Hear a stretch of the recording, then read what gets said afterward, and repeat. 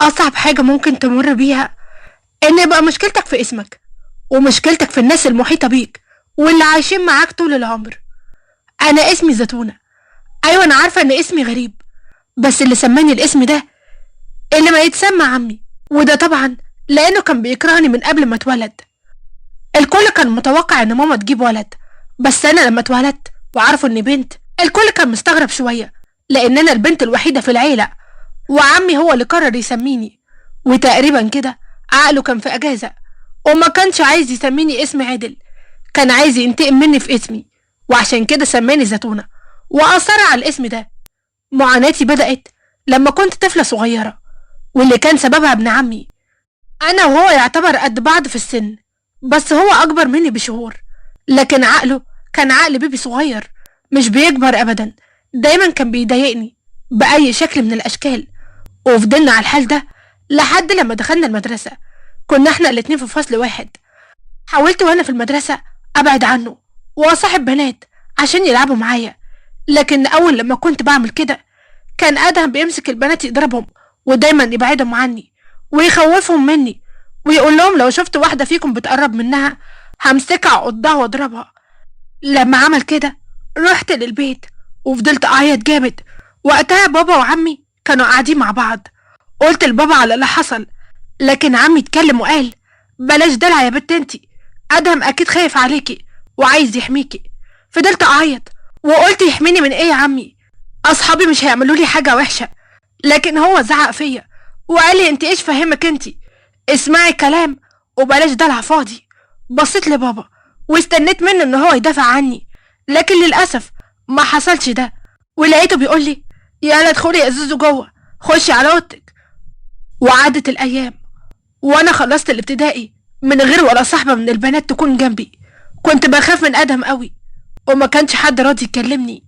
دخلنا الاعدادي، ومن حظي الاسود ان انا كنت في مدرسه مشتركه، وادهم كان طول الوقت بيلم اصحابه حوالين البنات، وفضلوا يتريقوا عليا وعلى اسمي.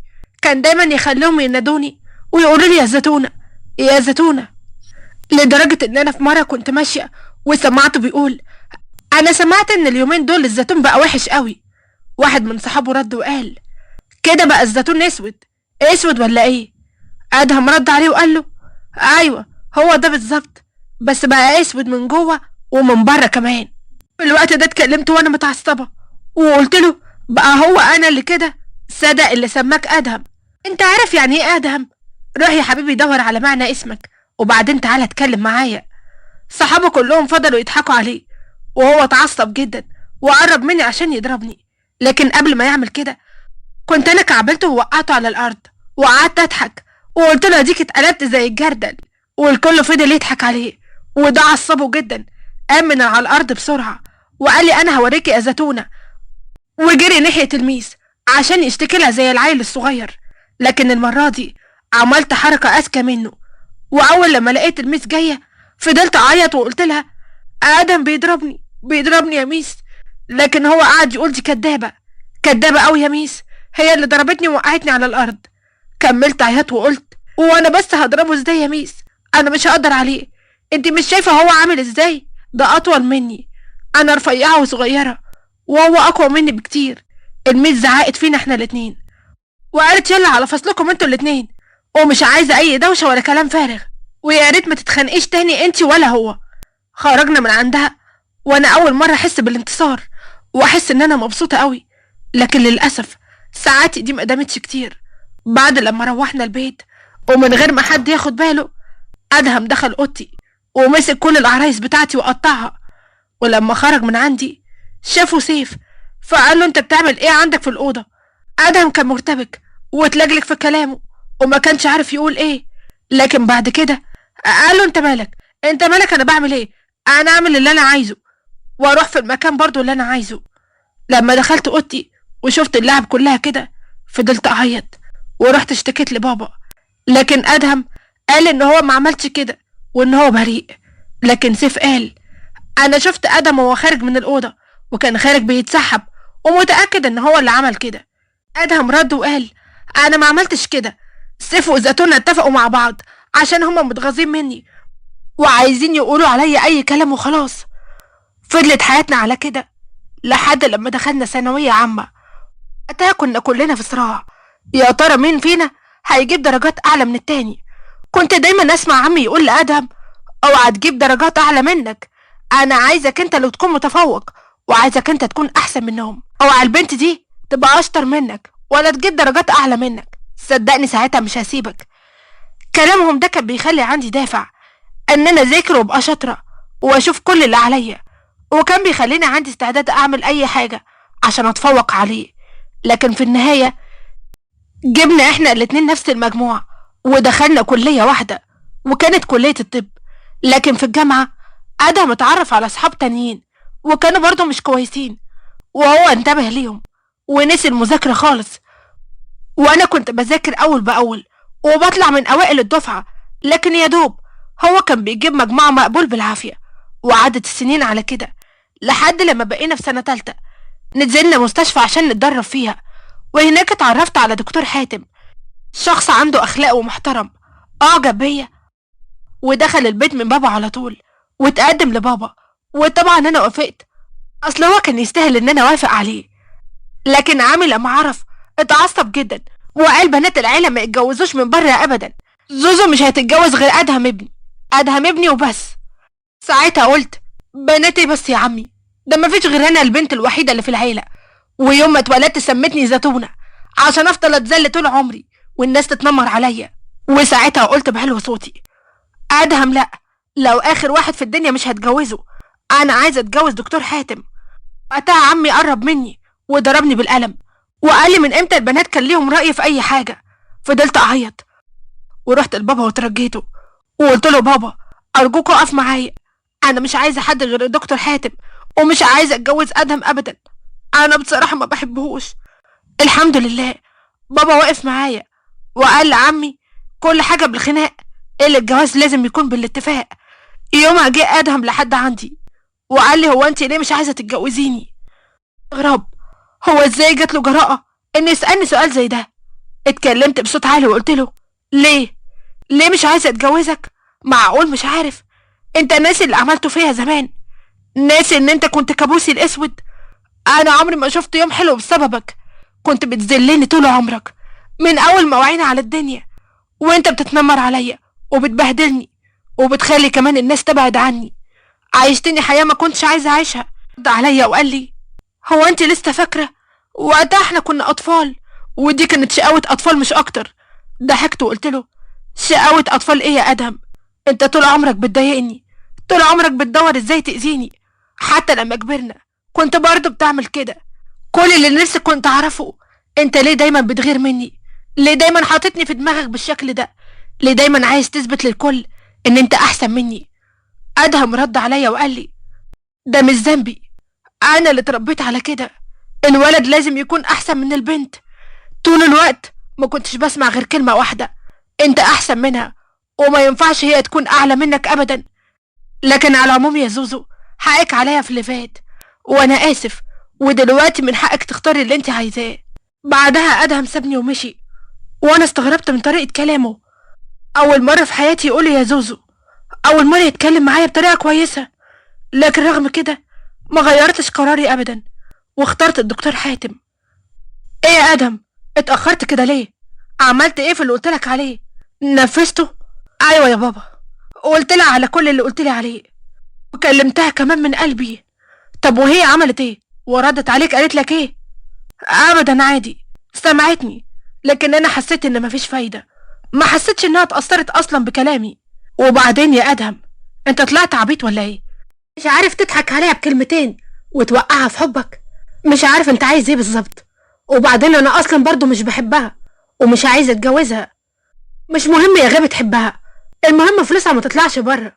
بقولك ايه يا بابا، انا مش عارف حاجه ومش عارف اتصرف. ورغم كل اللي اتقال، لكن عم الشر كان ملأ قلبه وكان شايف ان في واحد هيدخل العيله وهياخد فلوس ابويا كلها، وعلشان كده قرر ان هو يخلص مني ويدبر ليا حادثه بعربيه عشان اموت على طول. لكن يوم الحادثه حصلت حاجه ما كانتش متوقعه. في اليوم ده كنت انا وادهم مع بعض كنا بنتكلم، وقبل ما نعدي الشارع افتكرت ان في كتاب عايزه اجيبه. واحنا بنتكلم جت عربية بأقصى سرعة. في الوقت ده كنت أنا يا دوبك رجعت خطوة لورا، وساعتها خبطت أدهم. اتفاجئت من منظر الدم وخدناه بسرعة للمستشفى. للأسف أدهم كان بيطلع في الروح، وساعتها اعترف لي بكل حاجة ومات في المستشفى. والحادثة اللي كان مدبرها لي عمي ابنه هو اللي راح فيها واتحرق قلبه عليه.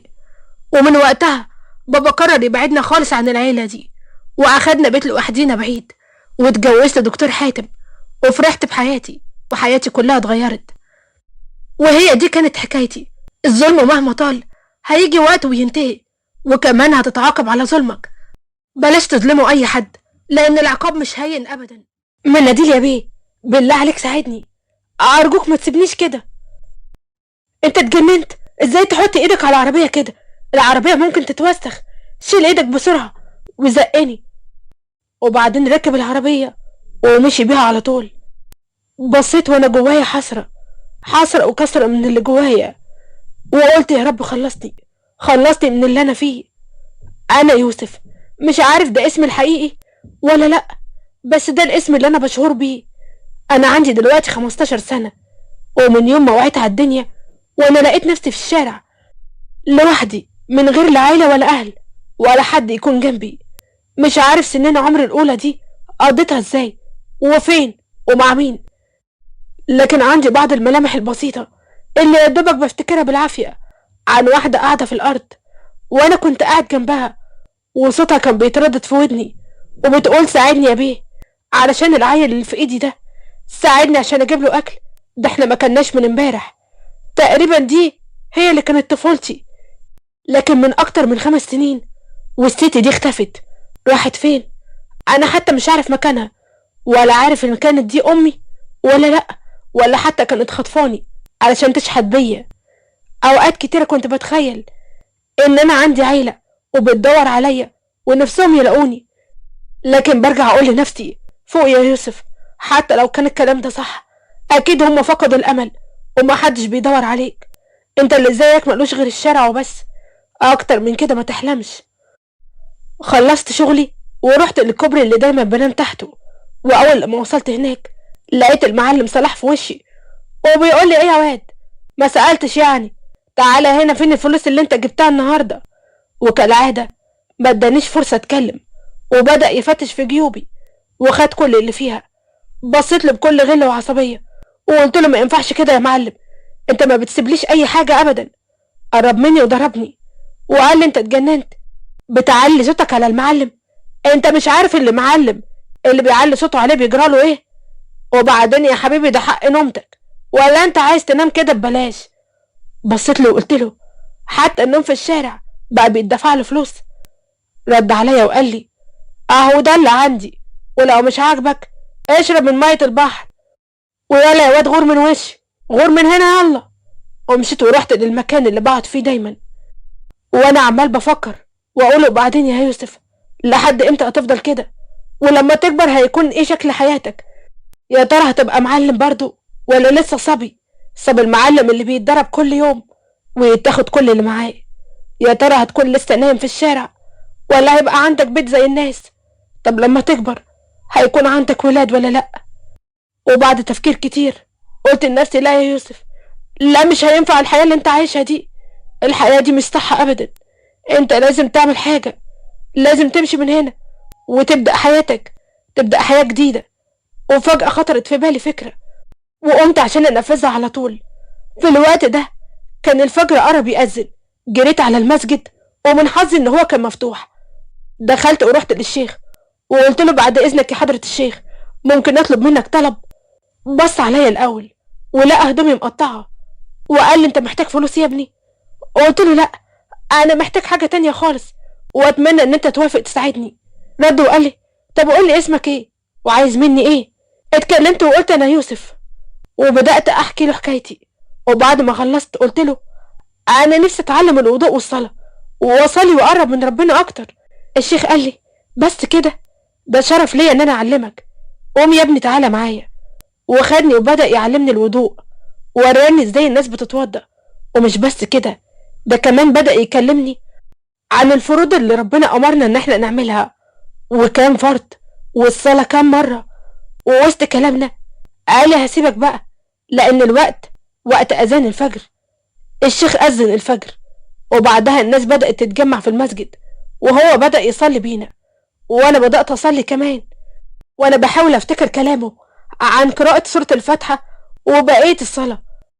وبعد ما خلصنا الصلاة قال لي يا يوسف قولي بقى ناوي تعمل ايه دلوقتي؟ رديت عليه وقلت له انا مش عارف، لكن نفسي مرجعش للشارع تاني، نفسي اشتغل حاجة كويسة وما مدش ايدي لحد. قال لي ماشي يا ابني وانا هساعدك في ده، وخدني معاه على بيته، وهناك كان في اوضة صغيرة في الدور الارضي، وقال لي انت من النهاردة هتعيش في الاوضة دي، وكمان انا اللي هدور لك على اي حاجة تشتغلها. مسكت ايده وبوستها وقلت له انا مش عارف اقول لك ايه، وان شاء الله مش هخيب ظنك ابدا وهكون انسان ناجح. تاني يوم الصبح لقيته خدني ووداني على السوبر ماركت، وهناك كلم صاحب المحل وطلب منه ان هو يشغلني. الراجل وافق وبدأت اشتغل هناك، وكنت اول لما الاذان يأذن استأذن على طول من شغلي واجري اصلي ورا الشيخ. وبعد ما عدى شهر كامل وقبضت اول مرتب ليا كنت حاسس بفرحة ما تتوصفش، فرحة كبيرة قوي ما حسيتهاش قبل كده، لان الفلوس كانت من شغلي وتعبي وشقاية وما كانتش صدقة من حد. خدت المرتب وجريت على الشيخ وحطيته في ايده، ولقيته بيقول لي في ايه يا يوسف؟ ايه اللي انت بتديهولي ده؟ رديت عليه وقلت ده اول مرتب اقبضه في حياتي، وكل ده بفضلك وبفضل مساعدتك ليا، انا عايزك تاخده كله. الشيخ رد وقال يا يوسف يا ابني اديك قلتها، ده تعبك وشقاك انت، انا ما اقدرش اخده منك يا حبيبي، ما اقدرش، وبعدين انا مش محتاج له في حاجة. خلي مرتبك معاك وهاتلك بيه اللي نفسك فيه، وحاول تشيل قرش على جنب للايام الجاية، محدش عارف الايام فيها ايه. وانا طبعا وافقت على كلامه، وبعدها سألني وقال لي هو انت بتعرف تقرا؟ وقلت له لا ما بعرفش. قال لي خلاص انا هعلمك القرايه والكتابه، كل يوم بعد صلاه العشاء هنقعد ساعه في المسجد وهعلمك فيها. وفعلا بدأ يعلمني واحده واحده، ومش بس كده ده بدأ يحفظني القرآن، وبعد سنه كامله وبفضل ربنا عليا حفظت اكتر من نص القرآن، وكمان كنت بعرف اقرا واكتب كويس قوي، وحالي استقر وبقى عندي بدل الطقم 3 و4. لكن برضو لسه كان نفسي انجح اكتر واكتر، ومن هنا قررت ان انا افتح مشروع الخاص بيا، وبدأت فعلا اشتغل في اكتر من شغلانة. كنت بشتغل من الصبح بالليل، وكنت بشيل القرش على قرش، وبعد 4 سنين كاملين بقى معايا مبلغ كويس. قررت ان انا افتح بيه محل صغير، وقلت ان اكيد في يوم المحل ده هيكبر. وعدت الايام والسنين والمحل فعلا بدأ يكبر وبقى 2 و3، وكمان بعد كده قدرت اشتري شقة كويسة اعيش فيها. كان عمري في الوقت ده 25 سنة، وقدرت افتح اول سوبر ماركت ليا. وقتها كان ليا اسم في السوق ومحلاتي بدأت تتعرف، والسوبر ماركت بقى 2 و3 لحد ما بقت سلسلة كاملة، وكنت مشغل فيهم ناس كتيرة قوي، منهم اللي زيي واللي كان في الشارع واللي حياته اتغيرت عشاني. وفي يوم كنت في السوبر ماركت وسمعت صوت دوشة بره، خرجت من مكتبي عشان اشوف فيه ايه، ولقيت ان الامن موقف راجل كبير وبيتهمه بالسرقة. بصيت في وشه بتركيز وحسيت ان انا اعرف الراجل ده او شفته قبل كده، وفجأة افتكرته ده الراجل اللي انا طلبت منه ان هو يساعدني زمان، لكن هو حسسني ان انا نكرة وماليش اي قيمة، وبعدني بسرعة عن العربية بتاعته وكأني كنت هاكلها حتى، او كنت حتى هسرقها ولا اعمل فيها اي حاجة. قربت منهم وقلت خير يا جماعة في ايه؟ اتكلم سعيد فرد الامن وقال يوسف بيه الشخص ده سرق حاجات من السوبر ماركت واحنا مسكناه بيها. رد الراجل بكل ضعف وقال لي ممكن اكلمك كلمتين على جنب لو سمحت؟ قلت له ماشي اتفضل. وفعلا كلمته من بعيد ولقيته بيقول لي ارجوك يا ابني سيبني امشي، انا عملت كده بسبب الحوجة، كان غصب عني صدقني، ارجوك تسامحني وانا هوعدك ما عملتش كده تاني. ساعتها كان نفسي اصرخ واقول طب وانت ليه ما رحمتنيش زمان؟ وانت ليه ذلتني وما وقفتش حتى تساعدني؟ لكن ما قدرتش اعمل كده، وطلبت من الموظفين يمشوا وقلت لهم امشوا من هنا، الراجل معاه الفلوس وهيحاسبني عليها، اتفضلوا امشي من قدامي. الراجل بقى يعيط ويقول لي ربنا يسترك يا ابني زي ما سترتني، حقك عليا وانا مش هعمل كده تاني.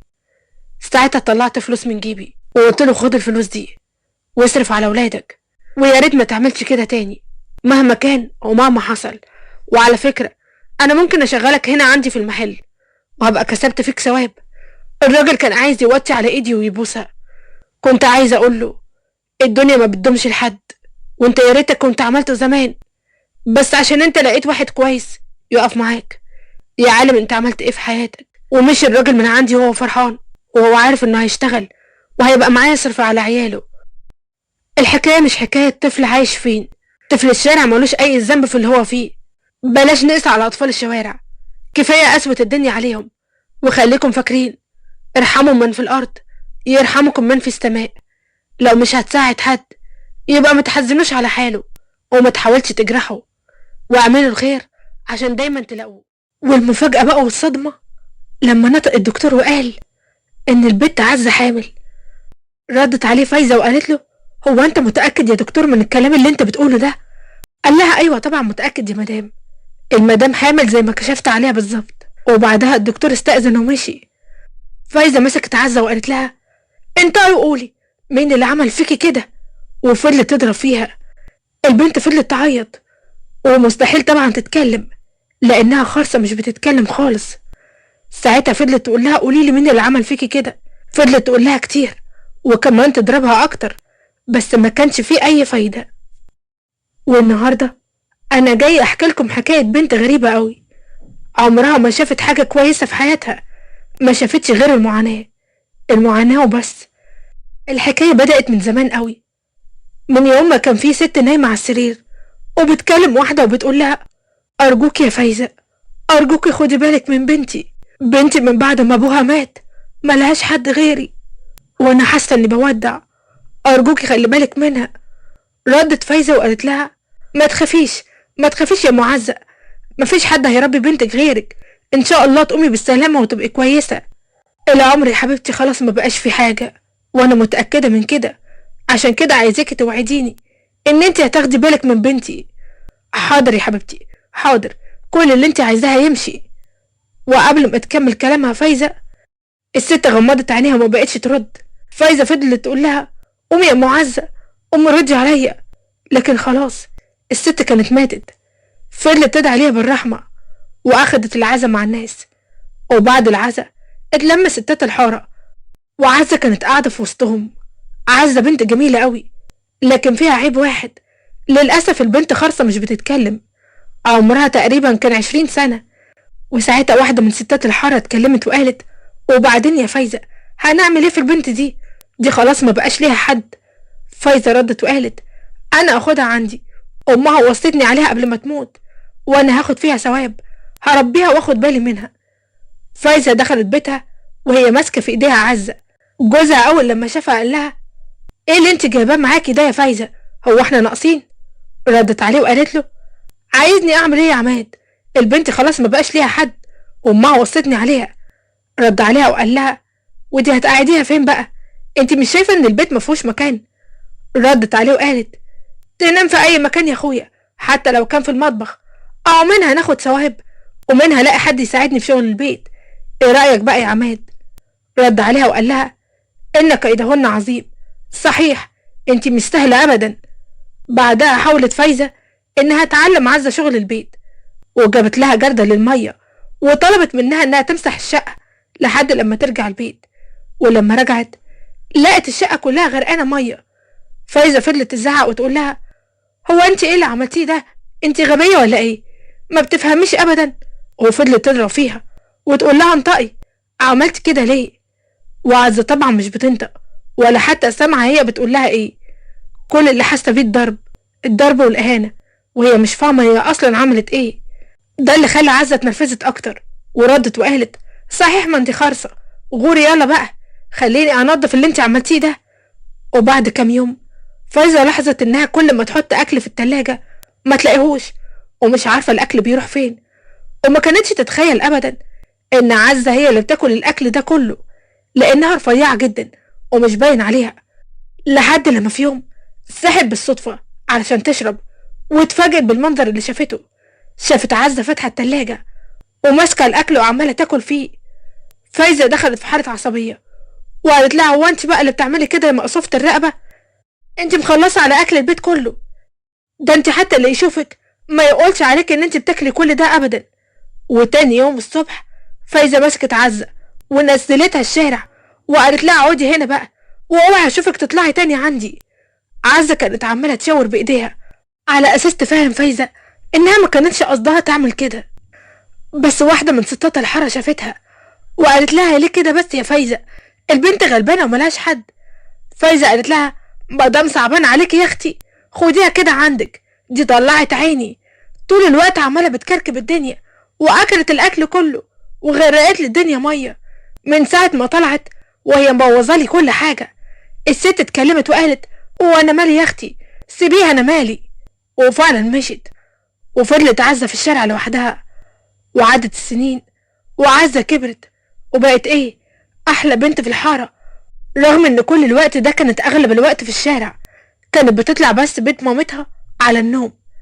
كان عماد واقف هو وكم راجل في الحارة، وكان عماد بيقول سبحان الله شوف البنت حلوة ازاي، العود فرنساوي والوش زي القمر، مش الغفر اللي احنا عايشين معاهم.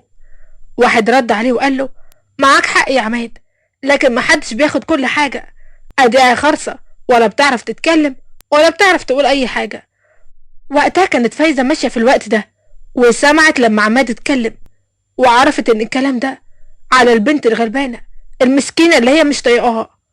اتغاظت من عماد وقالت له هو انت ايه اللي بتقوله ده يا راجل، انت ما تركز في شغلك ويسيبك من اللي في دماغك. عماد رد عليها وقال لها هو انا عملت حاجة يا حاجة، انت ما تقعدي ساكتة وتسيبيني في حالي، يلا اتفضلي روح على بيتك. فايزة روحت على بيتها وجمعت ستات الحارة عندها وقالت لهم وبعدين بقى هو احنا هنفضل ساكتين لحد امتى؟ لحد لما واحد من رجالتنا ياخد البت دي يتجوزها؟ ردت واحدة وقالت لها احنا مش فاهمين حاجة، هنسكت على ايه بس؟ فايزة ردت وقالت البنت عزة دي مش شايفين الرجالة عمالة تبص عليها في الراحة والجاية وبيعكسوها؟ واحدة ردت عليها وقالت طب وهنعمل ايه يا اختي، لازم نلاقي حل. ردت فايزة وقالت ايه رأيكم نقعدها في البيت اللي على اول الناصية، فاضي ومفهوش حد؟ ردت عليها عفاف وقالت لكن يا اختي ده بيت مهجور وما ينفعش حد يعيش فيه، فران ذات نفسها بتخاف منه. ردت فايزة وقالت احسن من عيشة في الشارع. وفعلا خدوا عزة وودوها البيت ده، وقبل ما يسيبوها ويمشوا عزة وقعت من طولها قدامهم، وساعتها طبعا جابوا لها الدكتور لانهم ما كناش عارفين عندها ايه. وساعتها الدكتور قال انها حامل، وهنا كانت المفاجأة للكل وكانت حاجة غريبة. فايزة اول واحدة ما كانتش مصدقة وفضلت تضرب فيها عشان تعرف مين اللي عمل فيها كده. عفاف ردت وقالت بعد اللي عرفناه ده يا فايزة البنت دي ما ينفعش تقعد هنا ولا تنفع تقعد في الحارة كلها، لازم نخلص منها بدل ما تجيب لنا مصيبة كلنا. فايزة ردت عليها وقالت خلاص سيبوا الموضوع ده عليا وانا هتصرف. وتاني يوم فعلا اخدتها من ايديها ودتها جنينة بعيدة جدا عن المنطقة وقعدتها فيها ومشيت على طول. عزة فضلت قعدت طول النهار ما اتحركتش من مكانها لانها ما كانتش بتعرف تروح اي مكان، ولما الناس شافوها قاعدة الوقت طويل صعبت عليهم وبقى اللي رايح واللي جاي يديها فلوس في ايديها. جه ولد صغير بتاع 16 سنة وقال لها انت بتعملي ايه هنا يا بت، غوري يلا دي المنطقة بتاعتي اللي انا شغال فيها. هي طبعا كانت قاعدة ساكتة، فضل يزعق ويقول لها ما تنطقي ولا القطة اكلت لسانك. حاولت تعبر بكل طريقة، قعدت تشاور وتعمل حركات لكن ما كانش فيه اي فايدة، ما كانتش عارفة تفهمه. والولد اخر ما زهق منها اخدها من ايديها ووداها للمعلم منعم، وساعتها راح وقال له امسك يا معلم البت دي عايزة تاخد المنطقة بتاعتنا. حاولت اعرف منها دي مين ولا جاية منين بس هي مرضتش تنطق ابدا. المعلم ساعتها ندى على واحدة اسمها حميدة، حاولت تكلمها لكن برضه ما كانش فيه اي نتيجة. حميدة قالت لهم دي خرصة يا معلم، خرصة ومش بتنطق. المعلم رد عليها وقال لها حلو اهو رزق وجنة لحد عندنا، البت دي هتشتغل معانا. وفعلا عدت الايام والشهور كمان وعزة كان بتشتغل معاهم شحاتة لحد طبعا ما بطنها كبرت، والمعلم فرح اكتر ان هو هياخد ابنها وهتشحت بيه او يديه لاي حد او يبيعه ويكسب فيه. بس بقى المفاجأة اللي محدش كان عمل لها حساب ان عزة بعد ما الشهور عدت وجا وقت الولادة خلفت 4 عيال مرة واحدة، كل واحد فيهم احلى من التاني. المعلم قال حلو قوي هناكل من وراهم الشهد. جهزي نفسك يا حميدة عشان ناخد البنت دي ونشوف لها بيعة هي وعيالها. وفعلا أخدوا عزة وعيالها في عربية، وهما ماشيين في الطريق في لجنة وقفتهم. حميدة ساعتها قالت للظابط دي بنتي ودول عيالها. ساعتها الظابط قال لها وفين بطاقتك يا هانم انتي؟ ردت بارتباك وكانت عمالة تتلجلج في الكلام، وقالت له نسيتها من لخمة العيال اللي في ايدينا. الظابط قال لهم خلاص امشوا بالعربية. بس ساعتها كان حاسس ان في حاجة غلط، علشان كده قرر يمشي وراهم. ولما وصلوا الظابط استغرب من المكان المهجور والقديم اللي كانوا رايحين عليه عشان يقابلوا ناس هناك. مشي وراهم بالراحة من غير ما حد يحس بيه، وكلم زمايله وجاب قوة من الشرطة. ولما دخلوا على المكان اللي دخل فيه المعلم منعم والست حميدة، سمعهم طبعا وهم بيتفقوا على بيع العيال. وساعتها طبعا قبض عليهم كلهم واخد عزة وولادها، وحاول يستدل منها على اي معلومة، لكن ما كانش فيه اي فايدة. ما كانتش عارفة تعبر ولا تقول ايه. عزة صعبت عليه قوي وقرر يوديها دار رعاية. كانت هي وولادها في دار رعاية واحدة، راحت هناك وعاشت فيه هي وولادها. وفي دار الرعاية كل الناس حبت عزة وولادها، ومن حظها الحلو جه يزور الدار زي العادة. وأول لما شافها أعجب بيها. كان اسمه أسامة بيه، رجل أعمال معروف جدا. وأول لما شاف عزة حبها، قلبه دق ناحيتها رغم إنه عرف ظروفها وعرف قصتها كلها. لحسن الحظ إن هو اتجوز أكتر من مرة، وكان عارف إن هو مش بيخلف. حاول كتير قوي وسافر برا كمان، بس ما كانش فيه أي فايدة. كان بيحب يروح الدار عشان يشوف الأطفال هناك ويعوض الحرمان اللي هو فيه. ومع تكرار الزيارة العزة اتعلق بيها جدا، وتواصل مع الدار بتاعتها عشان يعالجها برا. وفعلا عمل كده، سافر عزة برا عشان تعمل عملية. وفعلا عزة بدأت مع الوقت تسمع وبعدها تتكلم، وبعدين رجعت لأولادها. وساعتها قرر ان هو يتجوزها ويخليها معاه طول العمر. وفعلا اتجوزها وعايشها في الفيلا بتاعته، وربى عيالها كأنهم عياله بالظبط. ده حتى كمان كتبهم باسمه. بقى عنده 4 عيال. وست جميلة هي اللي حكت حكايتها وقالت له على كل تفاصيلها، وقالت له على المعاناة اللي هي قابلتها وعلى قسوة الناس اللي كانت عليها. واتفقت معاه انها هتعمل عمليات كتير للناس اللي عندهم نفس المشكلة اللي كانت عندها. وفعلا بقت تساعد المحتاج. وحتى دار الرعاية اللي كانت فيها اتولتها، وعشان هي بنت ذكية راحت الحارة تاني عشان الناس كلها تشوفها وتشوف وصلت لإيه. كلهم كانوا متنحين، وخصوصا فايزة لما وقفت قدامها وقالت لها شفتي بقى ربنا كرمني ازاي. فايزة تنحت لما شافتها بتتكلم وقالت لها هو ده حصل ازاي، ولا انت كنت بتمثلي علينا؟ عزة مرضتش ترد عليها وقالت لها تعرفي انا كنت فاكرة ان انت هتطلعي قد الامانة وتشوفي المسؤولية اللي عليكي. لما قلتي لماما ان انت هتراعيني وهتاخدي بالك مني، انا عمري ما هسامحك على اللي انت عملتيه معايا.